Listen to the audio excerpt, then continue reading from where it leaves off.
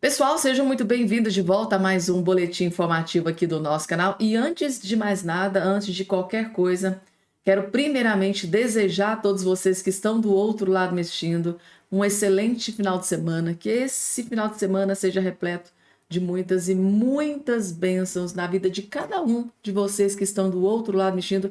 É o que eu desejo do fundo do meu coração, gente, tá? Vamos lá, gente. Eu vou trazer aqui algumas informações que foram divulgadas e confirmadas aqui agora há poucos instantes, que no meu ponto de vista, eu acho que vocês também vão concordar comigo, são as piores possíveis para Luiz Inácio Lula da Silva e para Alexandre de Moraes. Inclusive, tem uma aqui das informações que a gente teve aqui, informação de bastidores, que o Lula ficou extremamente furioso com a revelação e divulgação dessa notícia, porque para ele que pretende ser presidente em 2026, esse aqui foi um grande balde de água fria nas suas intenções. Ou seja, essa informação que foi revelada hoje, que o Lula estava tentando esconder ali as 7 chaves, acaba de ser, na verdade, o sepultamento, de qualquer chance, qualquer resquício de chance que o Lula teria, de ser presidente da República em 2026. Vocês vão entender a bomba que acabou de explodir e eu vou trazer aqui em todos os detalhes para todos vocês. Bem rapidamente, eu tenho um convite muito especial para fazer para você que está aí do outro lado me assistindo aqui nesse momento. Eu quero convidar você a fazer parte aqui da nossa família. E já adianto, para você se inscrever aqui nesse canal, é totalmente gratuito, você não paga absolutamente nada. E o melhor, é automático. É só você olhar aqui embaixo, aqui, ó, na sua telinha. Vai ter a palavrinha chamada inscreva-se ou inscrever-se, gente? É só clicar. Clicou em cima, automaticamente e o melhor, gratuitamente, você já vai estar inscrito aqui no nosso canal e fazer parte aqui da nossa família. E ó, aqui você será muito, mas muito bem-vindo. Pessoal, dando início aqui com as informações, pessoal, eu tenho certeza que essa aqui foi uma das piores notícias para Luiz Inácio Lula da Silva e vocês vão entender a partir do momento em que vocês assistirem esse vídeo. Olhem só, urgente, bilionário que doou R$ 1 milhão para a campanha de Lula detona o governo e diz que estamos ferrados. O próprio doador aqui que doou R$ 1 milhão para o Lula diz que ele detonou essa atual gestão do Lula e ainda fez questão de dizer que o povo está completamente ferrado. Gente, assistam, tá? Esse aqui é um dos vídeos mais importantes que você vai assistir no dia de hoje. E eu tive informação de bastidor que o Lula, gente, ficou furioso, revoltado com esse posicionamento aqui de um doador. Gente, isso aqui é extremamente importante. Ou seja, mais um que ajudou o Lula durante a sua campanha acaba de abandonar o barco. Será que esse aqui vai ajudar o Lula em 2026? Eu tenho certeza absoluta que não. E por isso que o Lula está extremamente furioso. Vejam só. Então eu acho que a gente está numa situação muito difícil. Porque quando você é empresário, você vê tudo o que está acontecendo, você vê claramente uma política de partido, né? De não reduzir, porque está muito fácil resolver. É só resolver o problema do déficit. Os cálculos, tudo se assenta, mas eles não querem fazer isso. E não enfrentam esse problema. Então o que vai acontecer? Os juros vai subindo. Os investimentos que todo mundo fala que vai ter de infraestrutura, a parceria público-privada, não vai acontecer. Porque o empresário que investir dinheiro com essas taxas de juros, ele vai quebrar. Ele não vai conseguir, como eles são inteligentes, eles não vão fazer isso. E isso vai gerar depois uma inflação de demanda, porque você não vai ter produtos. Você vai resolver o problema da inflação de curto prazo. É uma coisa que nós estamos, desculpe o francês, nós estamos ferrados. Porque a alta administração do nosso país acha que está certo e não quer fazer nada. A alta administração, ele está se referindo ao Lula e o Haddad, gente, tá? A alta administração está pensando que está fazendo certo, mas na verdade estão destruindo o Brasil. Vou voltar aqui para vocês entenderem, vejam só. Francês, nós estamos ferrados. Porque a alta a administração do nosso país, acha que está certo e não quer fazer nada, e é uma pena, o país tem tudo de bom, tem reserva, tem energia, tem empresário. Ou seja, no ponto de vista dele, o Lula ele tem como, se o Lula quiser, ele pode cortar gastos, gente, só que essa não é a prioridade do Lula. Eu vou citar aqui um exemplo clássico para vocês. Por que é que o Lula precisa de 40 ministérios para governar o Brasil? Nós não estamos passando por nenhuma pandemia, nenhuma crise sanitária mundial, porque o Bolsonaro passou por uma crise sanitária mundial sem precedente, tá? Mas mesmo assim o Bolsonaro governou, gente, tá? Muito, mas muito bem o Brasil, com apenas ali 23, 24 ministérios, ou seja, o Bolsonaro tinha, sim, um grande apreço e respeito. Lula falou que o mercado reage quando os mais pobres são beneficiados pelo governo. É mentira. Os mais pobres já são isentos do imposto de renda. Ele está mirando o pessoal que ganha de 2 a 5 salários. Numa situação muito difícil. Ou seja, a baixa classe média. Quando você é no setor da sociedade, onde o PT e Lula têm você vê claramente uma política eleitorais. Então é uma medida eleitoreira. De partido, né? De não reduzir, porque está muito fácil resolver. Então, assim, gente, o que ele colocou aqui é extremamente importante, porque se o Lula realmente quisesse salvar o Brasil, ele tem mecanismo para isso. Mas parece que, é igual o Gustavo Gaia falou, parece que a intenção do Lula, parece que a verdadeira intenção do Lula é realmente, definitivamente, destruir o Brasil, porque não existe outra explicação para essa gestão fracassada, esse fiasco que está sendo essa gestão atual do Lula da Silva. E não para por aí não, gente, tá? Eu vou trazer aqui uma outra bomba que acabou de ser divulgada. Mais um vídeo do competente... Gente, que advogado competente que o Bolsonaro contratou. E mais uma vez derruba na lama uma grande narrativa, né, que foi criada pela imprensa esquerdista nesse Brasil para tentar endossar tudo que está sendo criado nessa narrativa contra Jair Messias Bolsonaro, no caso do golpe de Estado. E agora a jornalista Andréa Sadi tentou pegar aqui, encurralar, né, gente, tá? Preparou uma armadilha pro advogado do Bolsonaro na questão da anistia. Pois bem, gente, tá? E o advogado simplesmente destroçou essa narrativa que a Andréa Sadi tentou criar e não conseguiu. Ela ficou bem assim... bem sem gracinha com a resposta, vejam só. Queria focar nessa parte de Bolsonaro, então, pedindo anistia. Por que Bolsonaro está pedindo anistia se nada aconteceu? Não, veja bem, mas a anistia que ele fala, ele está falando principalmente do pessoal do 8 de janeiro. Não, ontem ele fez um apelo, pelo menos eu vi ontem. Pacificação geral, tá falando, anistia... Anistia ele fala em relação... Não é para ele. Ele fala em relação ao 8 de janeiro desde sempre. Aliás, o 8 de janeiro também é uma situação insólita. Não, mas espera aí. Ele, então, essa anistia não é para o ex-presidente Bolsonaro, ele tá fora. Não, ele está pedindo anistia para as pessoas que estão condenadas. Ele não seria beneficiado com essa anistia? Bom, eu não sei qual é o projeto de anistia que está se falando agora. Eu também não conheço o projeto que está se falando. O que se tem colocado no Congresso hoje, que está em andamento, estou partindo do pressuposto que seja esse, fala das pessoas do 8 de janeiro. E que, aliás, também é uma situação insólita. A Federal diz que Bolsonaro é de 8 de janeiro. E eu desde sempre falei para você, inclusive Guedes, que nunca conseguiram plugar Bolsonaro ao 8 de janeiro, que estava nos Estados Unidos, hospitalizado, e no dia postou nas suas redes sociais uma crítica. Poucas pessoas lembram disso, mas ele fez isso. O relatório agora traz um tenente ligado a Bolsonaro que teria participado do financiamento e conversado com o ajudante de ordens do Bolsonaro sobre o 8 de janeiro. Esse inquérito já arrasta esse núcleo para o 8 de janeiro.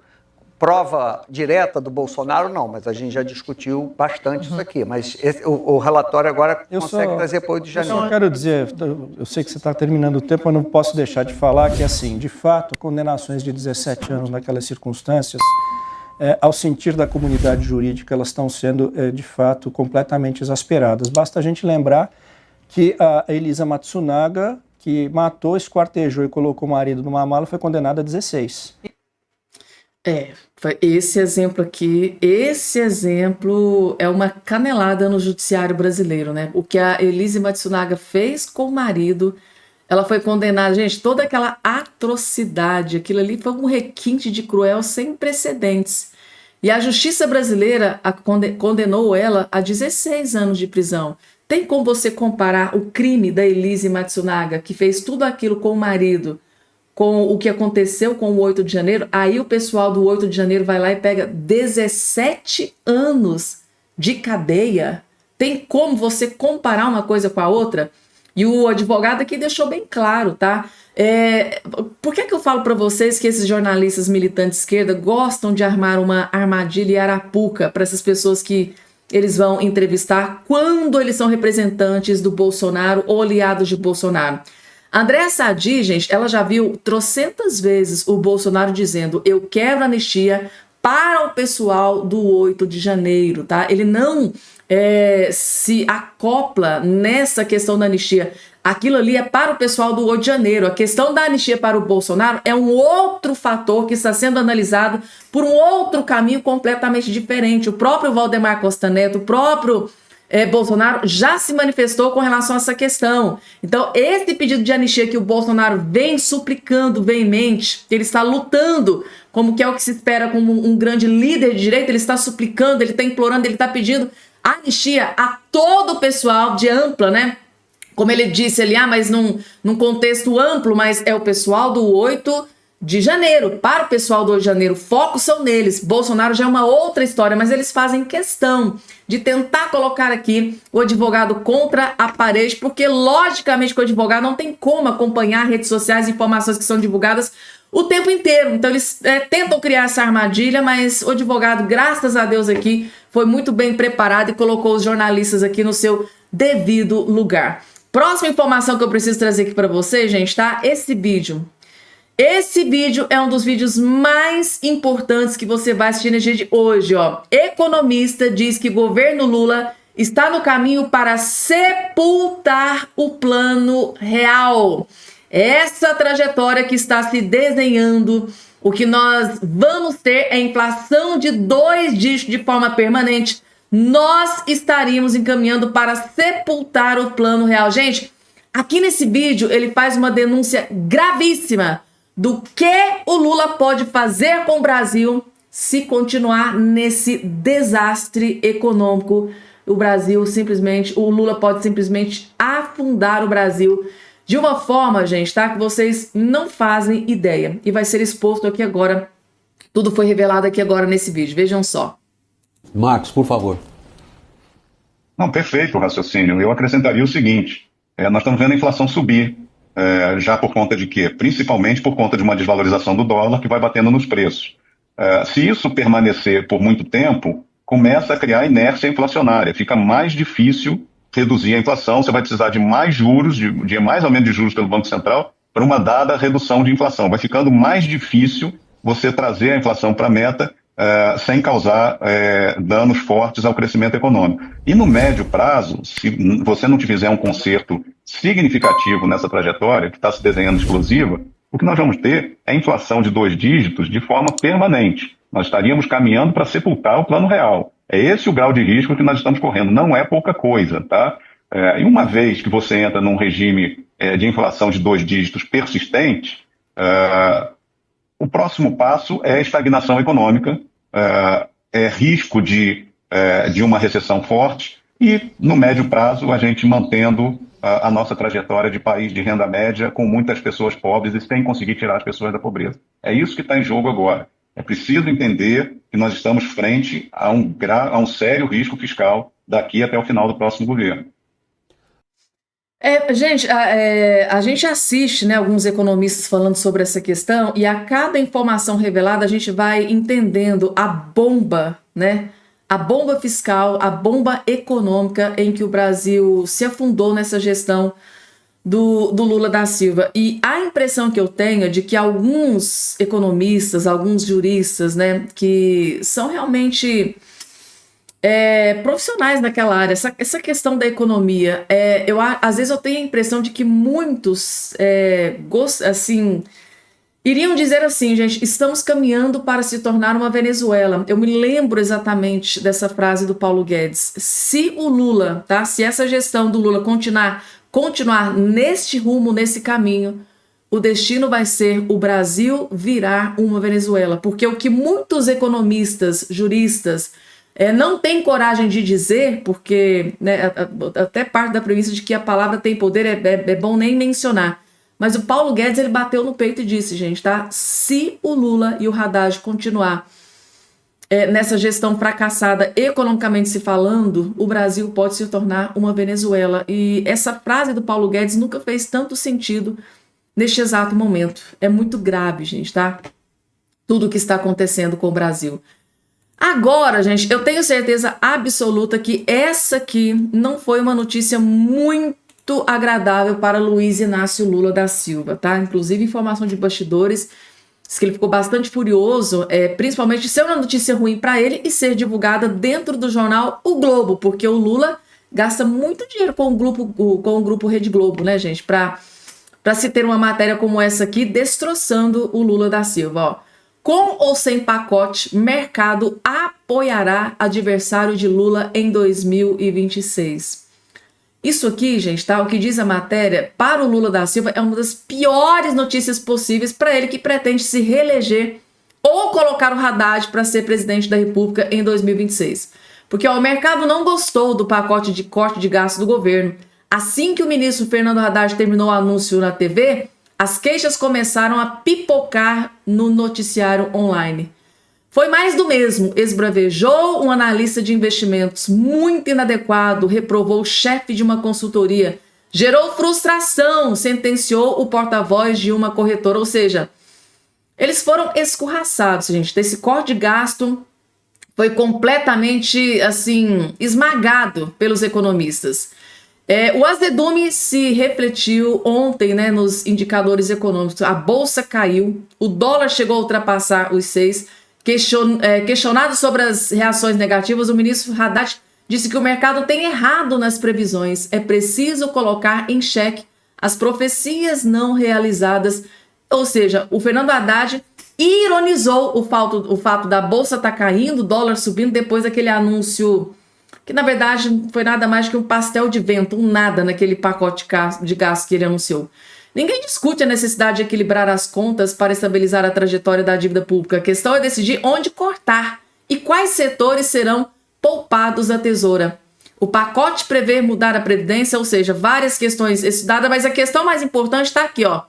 O governo derrapou ao misturar os cortes com o anúncio da isenção do imposto de renda para quem ganha até 5 mil.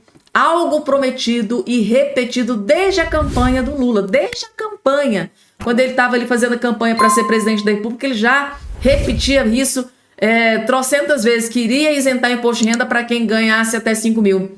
A intenção era adoçar o arroz com uma medida popular, mas o efeito foi elevado ao elevar o tom das críticas à Fazenda.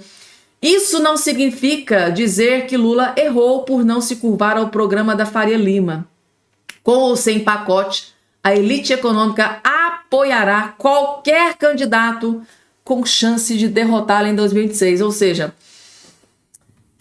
a elite econômica, investidores, pessoas que querem investir, né, gente, tá? Com certeza essas pessoas vão apoiar qualquer candidato que seja oposição ao Lula da Silva. Então, essa ala no Brasil, com certeza, não querem o Lula novamente na presidência da República. Próxima informação também que eu tenho certeza que não agradou muito também os petistas, né, Lula da Silva, foi essa aqui, e pela Folha de São Paulo. Gente, eu acho que o Lula, quando ele entrou na presidência da República, eu acho que ele pensou, eu vou surfar nesses jornais que tripudiaram, né, o Bolsonaro durante os 4 anos da sua gestão. O Globo, Folha de São Paulo, né? Aí o Lula pensou, se eles tripudiavam em cima do Bolsonaro, com certeza vão passar pano para cima das minhas decisões desastrosas, mas lamentavelmente para o Lula isso não aconteceu, porque a Folha de São Paulo está descendo a lenha sem dó e nem piedade nesse governo fracassado do Lula. O governo tropeça no pacote fiscal e afunda credibilidade. A pergunta que eu me faço é, quando que o Lula teve alguma credibilidade? É importante essa pergunta. Desde o anúncio do pacote fiscal do ministro Haddad, muitos destacam a tal má vontade dos investidores em relação ao governo petista, ou seja, os investidores, gente, já estavam correndo de fazer os seus investimentos aqui no Brasil. Aí depois desse anúncio desse fracassado corte de gastos do Haddad, aí que eles correram de vez, tá? Então, no fundo, essa percepção é fruto de um contexto político e econômico que amplifica a percepção de risco.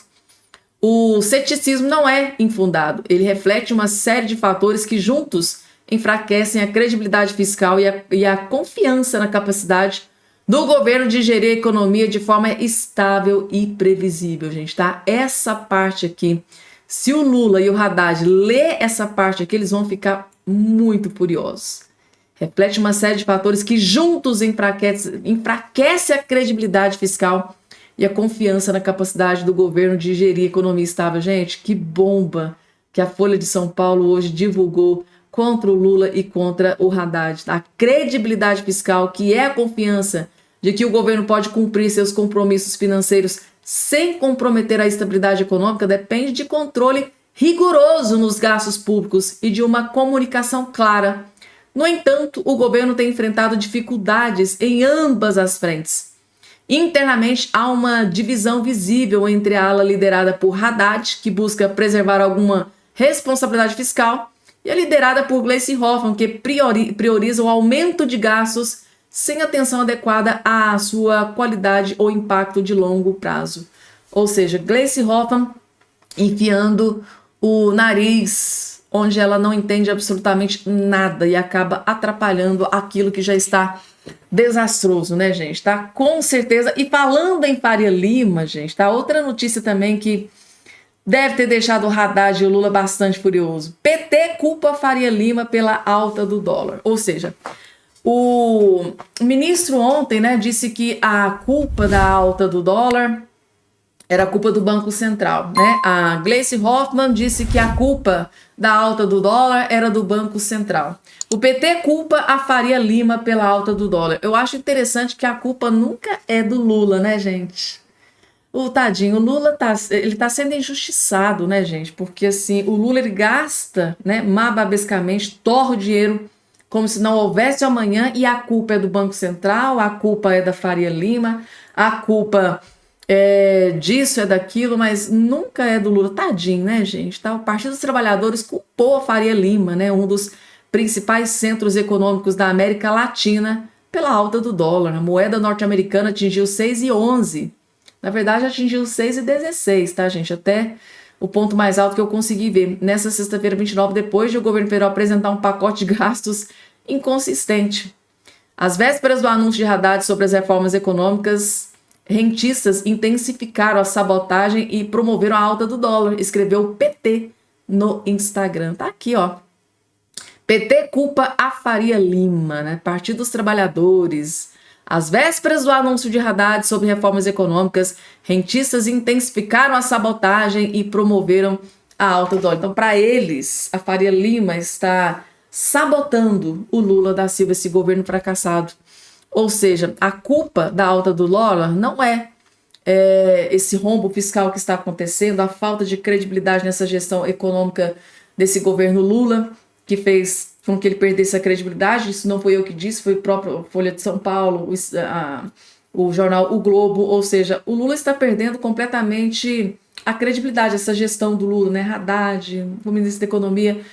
Um terror, gente, um terror para o povo brasileiro. E eu vou até repetir o que disse ali aquele doador, né, que doou R$1 milhão para a campanha do Lula. Vou repetir a mesma frase que ele usou. O povo está ferrado, tá? O povo brasileiro está ferrado com essa gestão do Lula, que, no meu ponto de vista, voltou à cena do crime, mas para se vingar do povo brasileiro, lamentavelmente. Só que a gente nunca imaginaria que seria tão, né, ruim, tão pior do que já foi um dia. É isso, gente. Eu vou ficando por aqui, tá? Até o nosso próximo encontro.